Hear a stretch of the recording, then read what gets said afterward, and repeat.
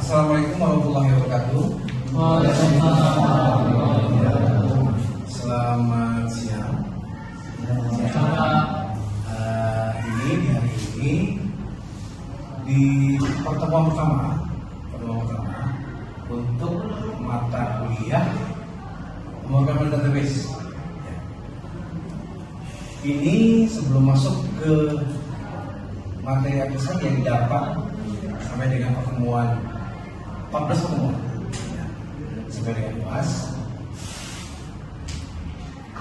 akan saya perlihatkan untuk kalian mengetahui rencana pembelajaran semester. Jadi rencana pembelajaran semester itu materi-materi apa saja yang didapatkan sesuai dengan deskripsi dan juga berdasarkan CPR, capaian pembelajaran. Yang pertama di sini sudah yang pastinya ada informasi umum. Ya, informasi umum ini pengetahuan kalian mengenai berapa mutu SKS yang ada di pemrograman database. Ada 2 SKS. Dan di sini ada semester 6. Ada semester 4 dan 6 ya, kan? Lalu ada durasi tanggal berlakunya. Lalu saya sendiri belum tahu nama saya, belum tahu ya. Nama saya Endrianto Mkom. Di sini saya mengajar diamanahkan untuk mata kuliah database atau pemrograman database. Lalu sudah diketahui oleh sekretaris prodi, Pak Iwan dan ketua-ketuanya Pak Bos Zainus Sudri. Berikutnya memperlihatkan bagaimana apa sih capaian pembelajaran. Di sini capaian pembelajaran ini saya sudah linkkan, ada linknya di RPS. Cuma di sini ada bagian yang memang capaian apa saja, indikator capaian apa saja di dalam pembelajaran yang memang wajib para mahasiswa dan mahasiswa ini memahami. Atau misalkan memiliki. Satu, itu dasar pemrograman database yang wajib, dasar yang kalian miliki. Lalu yang kedua itu SQL, Structured Query Language, dan optimasi query atau perintah-perintah dalam fundamental database, query database. Lalu perancangan dan pengelolaan database berrelasi atau relasional. Dan yang keempat, implementasi database dalam aplikasi web, dan juga aplikasi berbasis mobile. Lalu penggunaan database management system yang banyak populer di antara banyak orang itu MySQL, pernah dengar? Ya. Lalu PostgreSQL, itu juga sama. Database management system atau DBMS yang populer banyak digunakan orang. Lalu teknologi NoSQL. NoSQL itu database-nya MongoDB. Itu teknologi NoSQL. Jadi menggunakan jQuery structure. Nanti ada contohnya. Dan cloud ini database cloud. Kamu dengar Amazon Web Service, AWS, lalu apa lagi dari Google tuh, Google termasuk ya. Amazon Web Service itu banyak yang digunakan. Itu cloud, jadi database berbasis cloud. Google juga cloud ya. Lalu keamanan, security dan manajemen transaksi, khususnya database. Dan terakhir analisis dan troubleshooting yang wajib indikator capaian pembelajaran yang kalian miliki sampai dengan pertemuan 14. Nah, di sini saya sudah berikan linknya.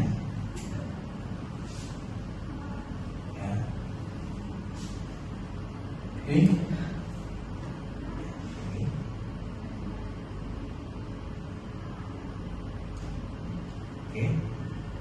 di sini ini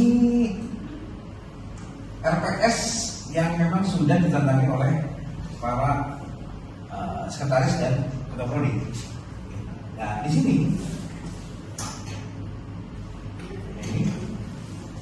ini capaian pembelajaran yang tadi saya sebutkan, yang wajib kalian miliki setelah 14 pertemuan. Lalu ini capaian pembelajaran. Ketika bicara tentang capaian pembelajaran mata kuliah atau CPMK, di sini ini itu saling koneksi. Yang pertama, CPMK 1 itu deskripsi memahami konsep dasar sebuah database. Nah ini masuk ke dalam CPL 1 yang mampu memahami konsep dasar sebuah database, dan CPL 2 menguasai bahasa SQL dan teknik optimasi query. Itu masuk ke dalam pemahaman konsep dasar pemrograman database. Sampai ke nomor 7 sama, ini masuk ke CPL 2 dan 3, merancang dan mengelola database dalam sistem informasi, CPL 3, 4, dan 5. Dan terakhir itu 5, 6, 7, 8. Berarti semua CPL tercapai pembelajaran di atas terpenuhi. Ya, ini deskripsi. Ini pembuatan bobot, ya. Bobot. Lalu, oke. Nah ini deskripsi mata kuliah. Deskripsi mata kuliah ini membahas dasar pemrograman database, mulai dari rancangan hingga implementasi dalam integrasinya dengan aplikasi berbasis web atau dan berbasis mobile. Dan di sini mahasiswa dan mahasiswa mempelajari structure query language atau SQL. Dan lagi optimasi query. Maksudnya optimasi query itu Anda memahami dalam perintah optimal untuk query database.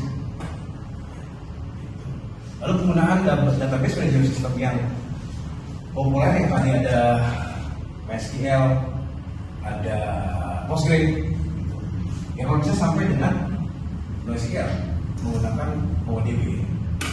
Ini lebih populer sebenarnya. Lalu bisa menerapkan juga keamanan dalam database dan lingkungan berbasis cloud dan SQL. Ya. Nah, ini beberapa sub CPMK, pertemuan metode bentuk pembelajaran 2x60, ya pertemuannya, durasinya dan materinya dari pertemuan 1 sampai pertemuan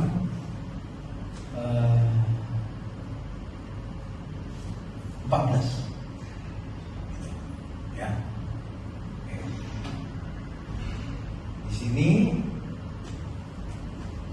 yang pertama, pertemuan pertama adalah konsep dasar database.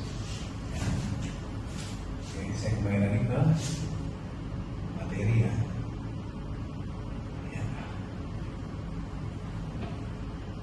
Ini CPMK yang tadi disebutkan, RPS-nya. Ya. Dan ini ada komponen perancangan penilaian. Jadi ada sikap 5%, attitude, ya. Lalu kuis nanti 25%, ya kuis 25%. Tugas individu 30%. Lalu ada proyek akhir yang nanti proyeknya itu perihal tentang database atau database management system. Terakhir UTS dan PAS. Oke.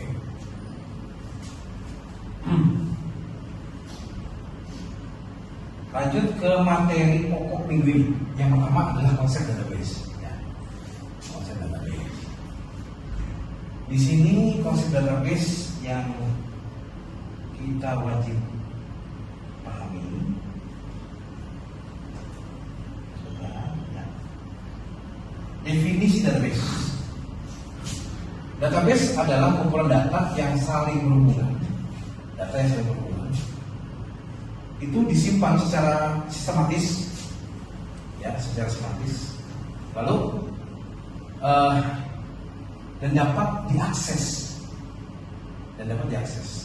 dan dimanipulasi atau dimodifikasi serta dikelola dengan mudah menggunakan perangkat lunak khusus seperti tadi DBMS atau Database Management System seperti SQL dan PostgreSQL. Oke, lalu karakteristik utama dalam database itu sifat karakteristiknya itu tersimpan secara elektronik. Ya, tersimpan secara elektronik. Lalu bersifat terstruktur, rapih. Integrasi artinya saling berkaitan antar entitas. Misalkan ada entitas mahasiswa. Entitas itu seperti apa ya? Komunitas ya. Komunitas satu, entitas mahasiswa, entitas dosen, entitas mata kuliah. Itu saling berhubungan, saling punya kaitan. Ya, ketika ditanya mata kuliah ini pasti ada mahasiswa ini. Ketika ditanya dosen ini pasti ada mahasiswa ini dan mata kuliah ini. Itu namanya terkaitan. Lalu contoh dari database, konsep database, ada sistem informasi akademik. Di Mitra ada ya? Sistem informasi akademik. Itu termasuk apa? Ya, betul. Betul, itu ada database kan. Lalu di situ, kenapa disebut sistem informasi akademik itu? Dia menyimpan data mahasiswa, data dosen, nilai, ya, dan juga jadwal kuliah. Itu sistem informasi akademik atau disingkat SIAKA. Lalu ada sistem perbankan. Ya. Perbankan ini menyimpan data rekening nasabah, transaksi dan saldo. Ya. Lalu e-commerce menyimpan data produk, pelanggan, pesanan dan pembayaran. Nah, ini yang disebut dengan contoh penerapan aplikasi berbasis database. Ya. Fungsinya apa? Fungsinya menyimpan data secara terstruktur untuk setiap entitas. Ya, tadi saya sebutkan entitas mahasiswa, dosen, ya. Misalkan pelanggan, produk, ya, transaksi barang, ya. Itu disimpan dalam bentuk tabel dan terdiri atas kolom dan baris. Tabel, ya. Tabel misalkan di sini saya kasih contoh tabel ya. Tabel, ya, itu. Ya, ini sama ya. Ini tabel kolom dan baris. Lalu memudahkan akses dan manipulasi data dengan bantuan bahasa tadi, structure query language. Pengguna dapat mencari, search, lalu menambah, ya, lalu memperbarui, update, lalu menghapus data dengan efisiensi dan delete, menghindari. Lalu berikutnya akan menghindari redundansi data database terstruktur, membantu mengurangi redundansi. Redundansi itu data yang sama dalam satu tabel. Itu redundansi namanya. Data-data yang sama dalam satu tabel, satu database. Uang itu. Lalu dengan pengulangan data yang tidak perlu bisa menggunakan untuk proses normalisasi. Normalisasi itu proses untuk relasi. Ada one to many, many to many. Ya. Lo menjamin integritas keamanan data seperti primary key, kunci utamanya, indeks dalam suatu tabel, version key, kunci alternatif, dan user access control menjadi validitas dan keamanan data. Jadi siapa yang pembagian otoritas, bagian hak user, siapa yang menggunakan, siapa yang berubah, siapa yang hanya melihat, itu dibatasi oleh user access control. Ya. Tujuannya apa? Itu validitas dan keamanan data. Yang terakhir ini user access control menjaga validitas dan keamanan data. Ya. Ini fungsi dalam database. Oke. Apa sih perbedaan data dan informasi? Data, informasi, dan database. Di sini diberikan contoh untuk data, definisinya adalah fakta mentah yang belum memiliki arti. Ya. Misalkan ada nilai 80, bukan nilai ya, misalnya 80. Lalu A 2025 Juli tanggal 8. Maksudnya itu menyebutkan apa? Belum ada artiannya, belum ada apa namanya, masih mentah, belum ada makna. Nah, informasi ini adalah data yang telah diproses dan memiliki arti dalam makna tertentu.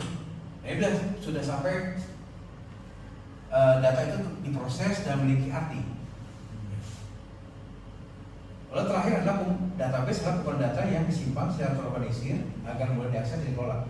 Contoh dari informasi: mahasiswa bernama Ari mendapatkan nilai 90 pada tahun 2004. Jelas kan? Kalau hanya Ari 90, dulu apa ya? Ari itu apa? Ini disebut apa? Kalau bahasa sekarang Ox. Lalu database saya tempat menyimpan ribuan catatan seperti data hari tadi di atas dalam bentuk tabel. Ya, itu bedanya antara data, informasi, dan database. Oke, lanjut ya. Database management system adalah perangkat lunak yang banyak digunakan untuk membuat, meng-create, lalu mengelola, mengakses database.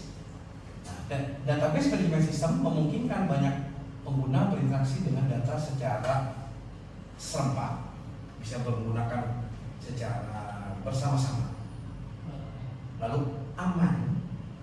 Ya, kalau database hanya aman dan konsisten, karena dia terstruktur.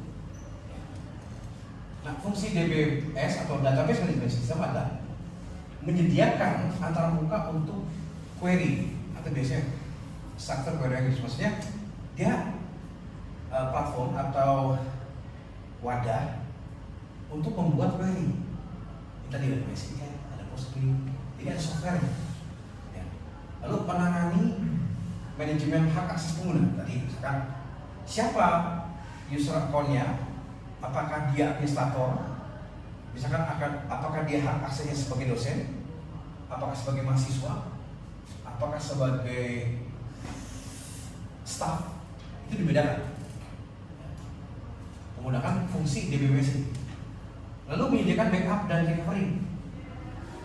Kenapa backup dan recovery? Database itu ketika rusak, ketika server kena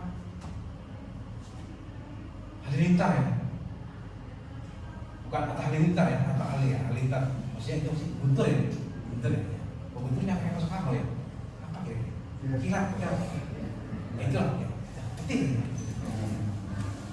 Jadi ketika server itu rusak, wajib ada backupnya. Ketika tidak membackup, itu salah. Datanya hilang. Loh, nanti gimana kalau misalnya digunakan kembali? Data mahasiswa tahun 2022 hilang. Terus nggak ada backupnya. Masa dari awal? Makanya perlu ada recovery tadi. Lalu menjaga integritas data. Jadi yang tadi integritas data itu redundansi data yang sama di dalam database itu dikurangi. contoh DBMS populer atau platform database management system yang banyak digunakan. Itu ada MySQL, Postgre. Ini gratis nih, free source, open source. Oracle-nya berbayar. Ya kalau udah maksimal kapasitasnya tertentu, dia sudah bayar ya. Ini Oracle. Lalu SQL Server ini gratis juga nih. Kita pakai SQL Server, cuma dia berbasis Linux.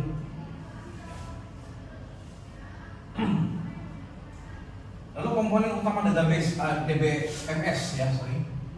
Yang pertama komponen utama DBMS ada data, hardware, software, dan user. Terakhir prosedur. Berikutnya ini ada jenis database. Jenis database ini, jenis database-nya ada database relasional, relation database management system. Fungsinya menyimpan data dalam bentuk tabel, row dan column, baris dan kolom. Lalu menggunakan SQL untuk berinteraksi. Jadi kita manggil, contohnya di situ, manggil tabel mahasiswa. Ya, manggil tabel ini apa sih? Show database apa? Lalu setelah show database, tabel apa yang mau dipanggil? Ya. Lalu data saya terhubung menggunakan relasi, menggunakan projection key. Projection key itu bisa ada primary key, ada projection key. Jadi kunci alternatif yang bisa digunakan, atau dua kunci di dalam satu tabel. Jadi ada antara tabel mahasiswa dan tabel misalnya saya kasih contoh, tabel mahasiswa ini mahasiswa. Di sini tabel dosen. Nah, di dalam tabel mahasiswa ini ada primary key-nya dosen. Ya, itu bisa disebutkan dengan projection key. Nah, sini contoh tabel mahasiswa, name, nama, prodi. Ya. Contoh dari tabel mahasiswa. Lalu database NoSQL tidak menggunakan tabel. Jadi NoSQL seperti MongoDB ini jarang menggunakan tabel. Dia hanya menggunakan query aja. Apa namanya bahasanya ini? JSON. Jadi tabelnya cuma ini. Ya, kalau tabel kayak gitu. Tapi kalau JSON cuma ini. Jadi nggak menggunakan tabel dan lebih ringan sebenarnya dibanding menggunakan tabel. Lalu contoh MongoDB ini ada dokumen JSON di contoh seperti ini. Firebase, pernah dengar Firebase? Firebase itu aplikasi juga, platform database juga, tapi yang biasanya digunakan untuk platform mobile. Dia cloud. Firebase kalau misalnya dicari di internet, Firebase dia sifatnya cloud. Ya. Lalu Redis ini juga saya pernah pakai. Redis ini mengatur antrian database. Misalkan di bank itu bisa pakai Redis, monitoring performance database pakai Redis. Dia yang ngatur jaringan. Ini bisa diinstal, Linux bisa, Windows bisa. Ini contoh MongoDB ya. MongoDB maksudnya NoSQL tadi. Nah, sini arsitektur sistem database. Ya, ada single tier arsitektur, ada two tier arsitektur, ada three tier arsitektur. Jadi single tier ini aplikasi dan database berada di satu sistem. Misalnya di Mitra ini itu pakai single tier, Mitra CNI atau siapa Mitra pakai single tier. Lalu contoh di sini kami akses di komputer pribadi ya. Lalu tier arsitektur, klien aplikasi langsung berkomunikasi dengan database server. Jadi si database itu nggak dalam satu software, nggak dalam satu sistem, tapi terpisah database di cloud atau database di server yang mana. Oke. Lalu tier ini klien server aplikasi server database umum di yang sama ada front end, back end, database. Ya, contohnya aplikasi Laravel. Tahu Laravel? Ini pernah dengar ya? Laravel, API, dan MySQL. Ini contoh ilustrasinya. Dari klien browser, server aplikasi Laravel bisa Node.js. Terakhir, database server menggunakan MySQL PostgreSQL. Ini referensi yang digunakan. Daftar pustaka kecil ya? Nanti di share ya, slide-nya. Ada pertanyaan? Kalau nggak saya akan berikan pertanyaan. Ya. Silakan. Kalau ya. Yang pertama dari apa yang saya jelaskan. Apa itu database? Oh iya, silakan. Pengumpulan data yang saling berhubungan yang disimpan secara sistematis dan dapat diakses dan dikelola menggunakan parameter khusus. Oh, ya sip, bagus. Berikan dulu aplaus. Good. Yang kedua, semoga bisa sama dengan apa jawaban nomor 1 ini. Sebutkan contoh perangkat lunak database bagi sistem. Iya, Pak. ya, sekarang. Jadi contoh itu ada MySQL, Oke, PostgreSQL, oke, terus ada Oracle, ya, dan SQL Server. sip. Berikan aplaus. Yang terakhir, saya semoga bisa menjawab semuanya berpaham ya. Apa perbedaan antara data dan informasi? Oh iya, silakan. Namanya? Nama saya Reza Mardian. Sip, silakan. Data adalah informasi yang tanpa makna, sedangkan informasi adalah data yang telah diproses sehingga memiliki arti. Sip. Mas Barat, pegang mas lagi. Ya, terima kasih. Ya, ini nanti saya berikan 3 penilaian bonus lah ya, 3 orang ya. Ini catatan. Ya, ya. Oke, kalau memang tidak ada pertanyaan, ya nggak ada pertanyaan, saya untuk hari ini selesai sampai sini untuk materi konsep database ya. Nanti ketemu lagi di pertemuan kedua di hari Rabu ya dengan konsep yang kedua, dengan materi yang kedua. Anda bisa lihat beberapa siswa dan mahasiswa bisa lihat di KPS. Ya. Terima kasih. Assalamualaikum warahmatullahi wabarakatuh. Waalaikumsalam.